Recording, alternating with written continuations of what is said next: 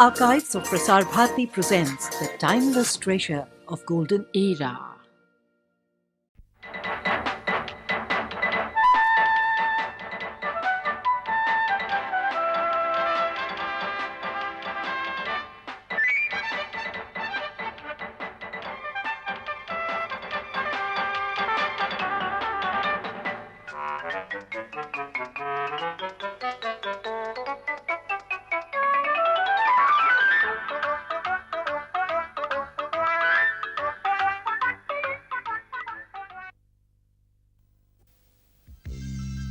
If a picture is worth 1,000 words, a cartoon speaks as many volumes.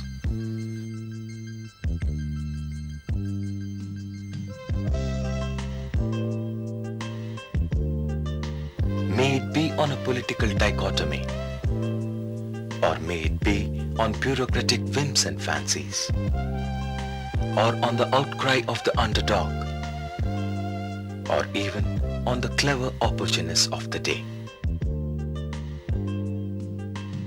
Here is a cartoonist whose mission is to make all the people laugh at themselves, despite all the odd things sprouting around them in their everyday life. He is cartoonist Suresh Sawant, who believes, with due apology to Shakespeare, that all the world is a cartoon. Yeah, the world is full of cartoon because I find people moving around me have different expressions, actions, their movements, they all inspire me. I find really something funny about them. Not only me, the leading cartoonists all over the world have found inspiration from the people around them. Suresh Sawant is at equal ease and eloquence in expressing through his lines in all his cartoons. More so in his niche creation of captionless cartoons. His cartoons on the woes of the third world countries reflect his expressive skill of human ethos, mostly in the Western media. But how does he draw them? On instinct or on invitation? It is both the ways. Sometimes they ask me to do cartoons on their own selected topics. Otherwise, they just ask me to send cartoons of my own on our problems. Mostly it is the other way, which is I am sending my cartoons because I just draw whatever I see around me, and most of these cartoons I draw keeping in view of the readership of all those journals, abroad journals, and mostly I do these captionless cartoons which can convey directly and more meaningfully. Among the several problems afflicting the third world countries, Suresh Sawant gets readily reacted to a few critical problems.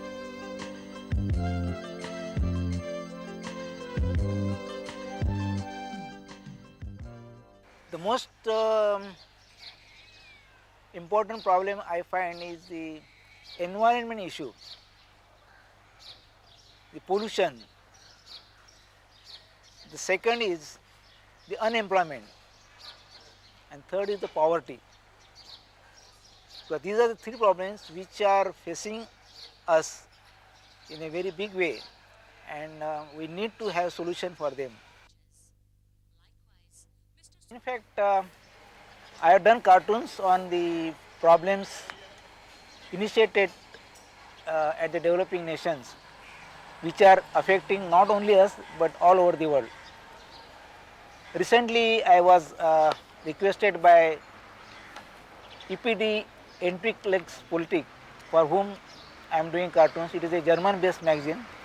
And they asked me to do something on the terrorism, the recent happenings in Afghanistan, and the after effects of the American war. And I had done some cartoons on them, and they liked them. Not only on terrorism, but I have done cartoons on their attitude towards us. IMF, World Bank, how they look at us and how they try to understand our problems in what way. Sometimes we do not agree with them what they say, but then their views have to be reflected somewhere, and I try to do them through my cartoons.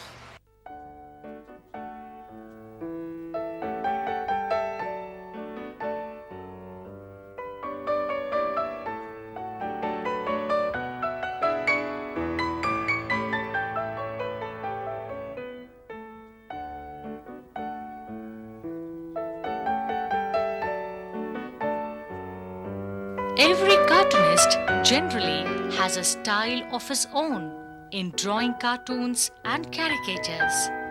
Likewise, Mr. Suresh Sawant also has his own style, which is typical and characteristic.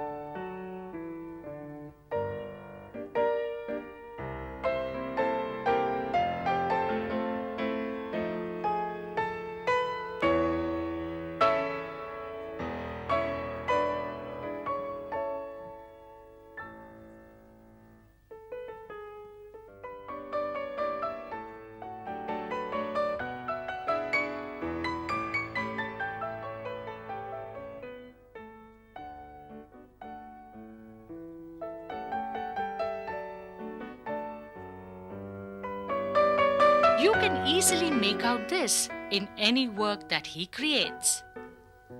More so in the various caricatures of important personalities he drew on different occasions.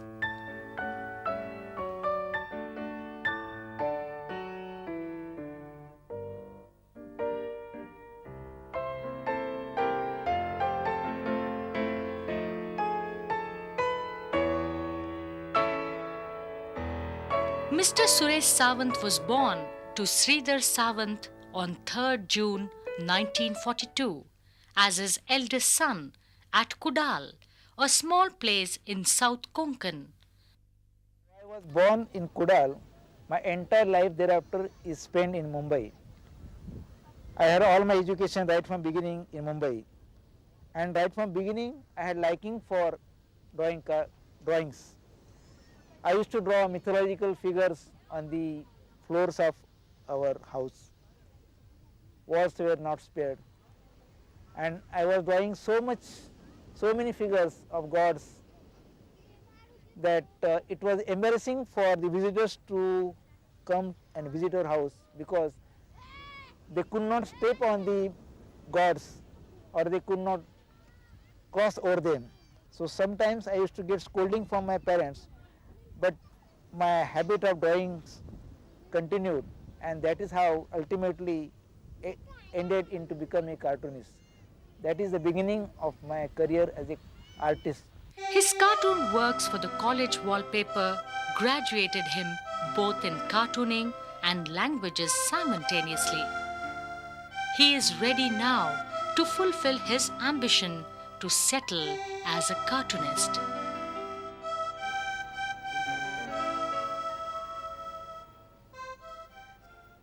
Right from my childhood, I had ambition to work as a cartoonist with the Times of India group. And I don't know, the chance came when there was an advertisement in Times of India that they wanted in their advertisement department. I said, let me take the entry into Times of India and let us see what happens afterwards. So immediately I grabbed that opportunity. I applied for it, I got the job, and I joined the advertisement department of Times of India group. But my instinct to become artist was always there. My urge to become artist with Times of India group was always there. One day I collected all my cartoons which I had drawn so till then for local newspapers and magazines, made a big album of it, and just straight away I made the art director. He was impressed by my cartoons and he offered me a job of artist in art department. So within 8 months of joining Times of India, I was transferred to art department as artist. After working there as artist, my ambition was not still fulfilled. I wanted to become a political cartoonist, and that too I wanted to draw for leading newspapers of Times of India group. So one day, I just drew a cartoon on the political situation then and submitted it to Mr. Ezekiel, the then editor of Economic Times. I didn't go directly to him, I just submitted through his secretary because I was little scared whether I can meet such a big person directly. What will be his reaction? I had never seen him also. Dr. Hanan Ezekiel saw my cartoon and to my surprise, he came out of his cabin and called me inside. This is something very unexpected. He liked my cartoon. He said, is it only for Economic Times or have you done it for any other newspapers? I said no. Okay, said, done, your cartoon is accepted. And that was something very great for me because I had nourished this ambition to become cartoonist for Times of India group and I was getting a chance. From then onwards, I started drawing cartoons and started showing it to Mr. Ezekiel.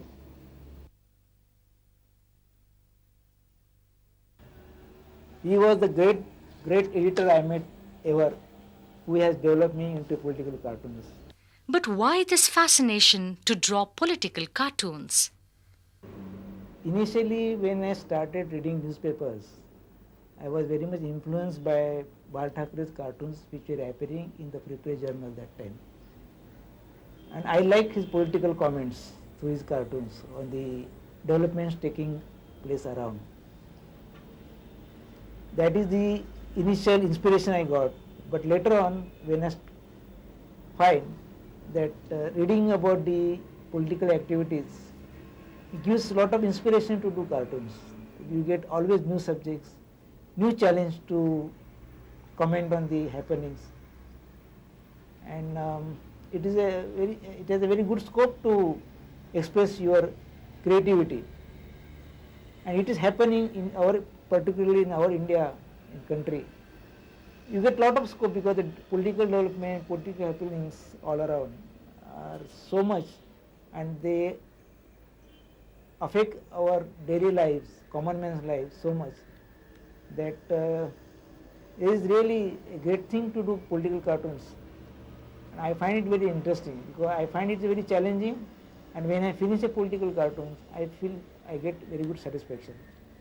As the years passed, Mr. Suresh gained more experience and prominence, and the creative urge to reach out to wider horizons prompted him to unleash himself as a freelance cartoonist. He then left Times of India and started contributing to the Economic Times, Reader's Digest, Dharmayug, Blitz, and Maharashtra Times, etc. Suresh Sawant was married in 1972 to Sumitra, a dynamic career woman to this day. They have 3 children, a daughter and 2 sons. His encounter with the witty world is another interesting experience altogether. One of my cartoons published in the Economic Times, I sent it to Montreal Cartoon Exhibition and it was displayed in the exhibition. Mr. Joe Szabo, the founder editor of Witty World, was visiting that exhibition and he had in his mind to start an international cartoon magazine where he wanted all nations cartoonists to be represented. After seeing my cartoon, he sent me a letter on the address of the Economic Times and asked me whether I can become Indian editor of his proposed magazine.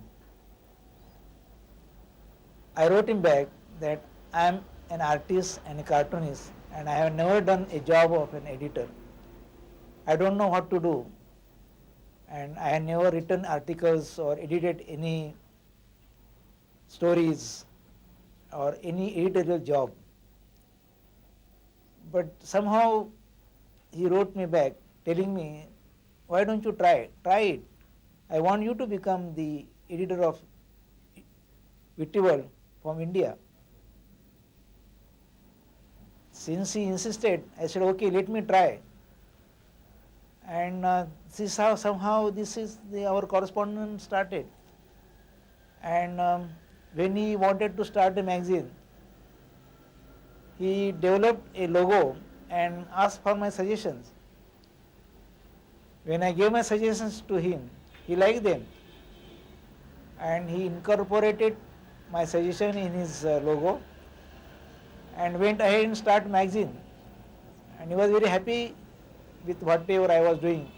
I started sending the news from India, started writing articles about cartooning activities taking place in India, and he liked all of them, he okayed them, and this is how I became the editor of Witty World from India.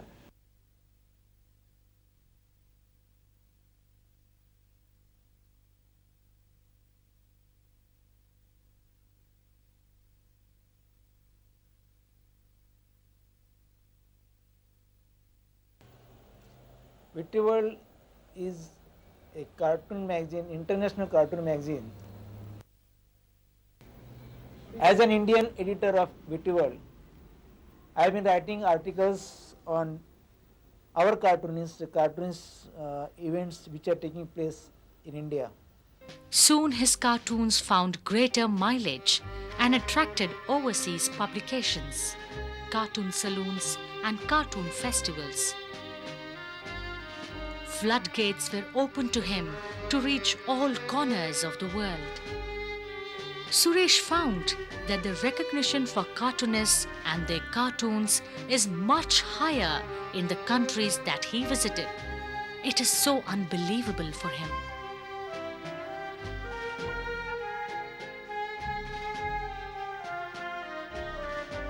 The first International Cartoonist Festival organized by Witty World was held in Hungary, Budapest in 1990. Many cartoonists from all over the world came there. It was a grand function. To meet so many cartoonists of whose names you had heard and whose pictures, whose cartoons, whose artworks you had seen through different mediums, now were in present of me, and I was actually meeting with them. It was a really good opportunity for me to exchange my views with them. Since then, I have been continuously in contact with these cartoonists and more cartoonists on international field, from international field. The same year, after the Budapest festival was over, I went to other parts of Europe. I visited Austria, Germany, France, Switzerland, England, and I went and saw many exhibitions, exclusive exhibitions conducted by cartoonists and organized by cartoonists for cartoonists. I had never heard of such things ever before in our country. In Europe, for instance, they buy cartoons as we do buy paintings and antiques in our country, and they display them in their homes. Cartoonist exhibitions are held regularly. People visit them regularly, take lot of interest in them, buy books on cartoons and cartoonists.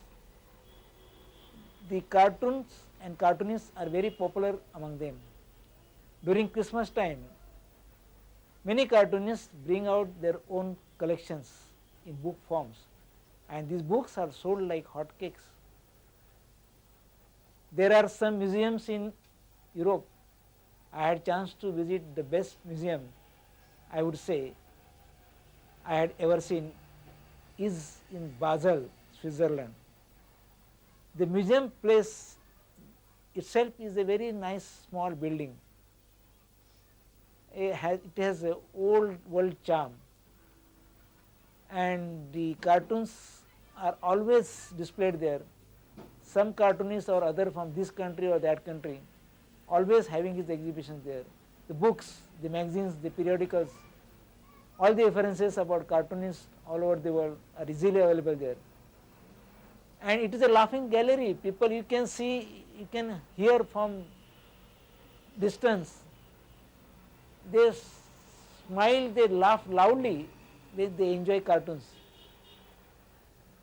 I have not come across such thing in our country, and I hope we also organize such things in our country, and our cartoonists also become that important as painters.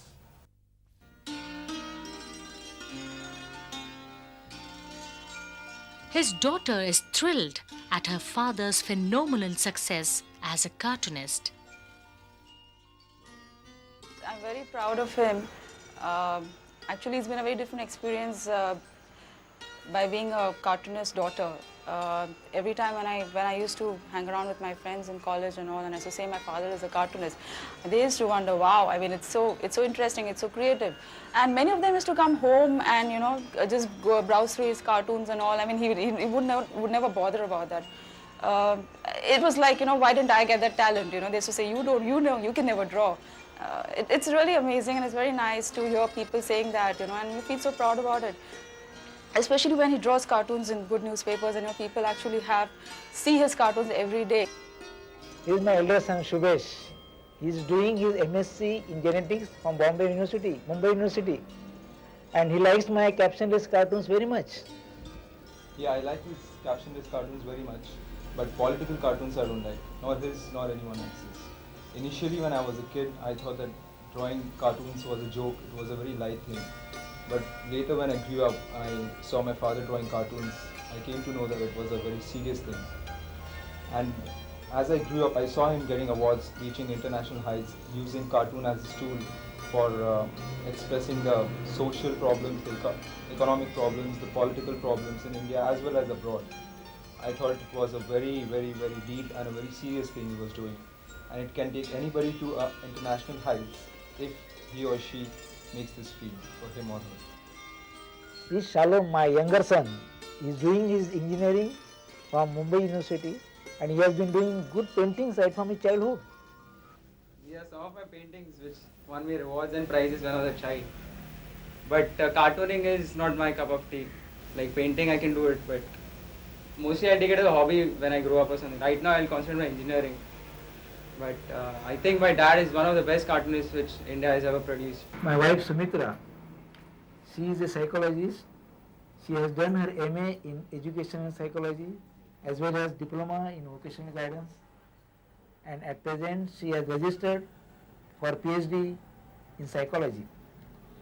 For last more than 20 years she has been practicing as career counselor. Early morning, generally 1 hour we sit together and read the newspaper. Then whatever the news I feel, I just look at that. I tell him to just concentrate on this and see you can draw something on this issue. So like that he just say yes, and whatever the feel at the end, whatever he feels he draws. He doesn't follow my instruction totally, but every day I suggest him something or other. I am in a very delicate situation when she suggests a topic to me. She is very enthusiastic that I should draw some cartoon on political development taking place in our country. But my problem is, I cater to Western audience. Most of the cartoons I draw, I send abroad. And I have to think of those readers, those viewers, what they will understand from my cartoons. Unfortunately, Western people or any other people from any other country can't understand what is happening in India, because what is politics in India is based to our problems. We have got our own special problems which can't be explained or can't be understood by outsiders. So those ideas which she suggests may be good, but I can't draw them because I have to draw cartoons which only my publishers abroad can understand and publish them. It has happened many times that ideas suggested by her are implemented in my cartoons, directly or indirectly. Sometimes I have drawn cartoons exclusively on the topics suggested by her, but it doesn't happen every day. And this is the situation. This is a very difficult situation for me.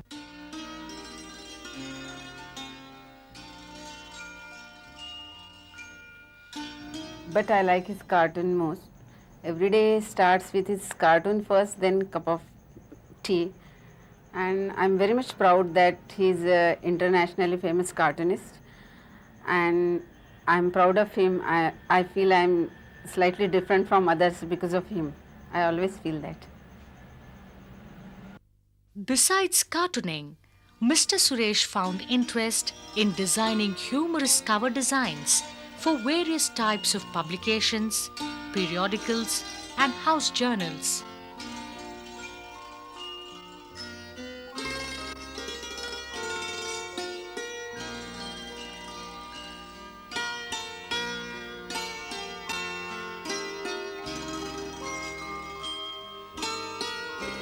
Mr. Suresh has also taken a great interest in identifying budding cartoonists. He has made conscious efforts to promote their talent.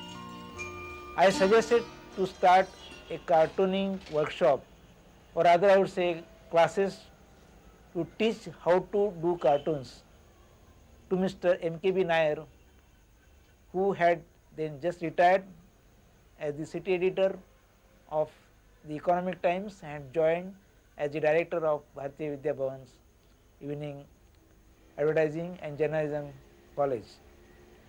He liked my suggestion and we started the coaching classes for budding cartoonists. The response was very good.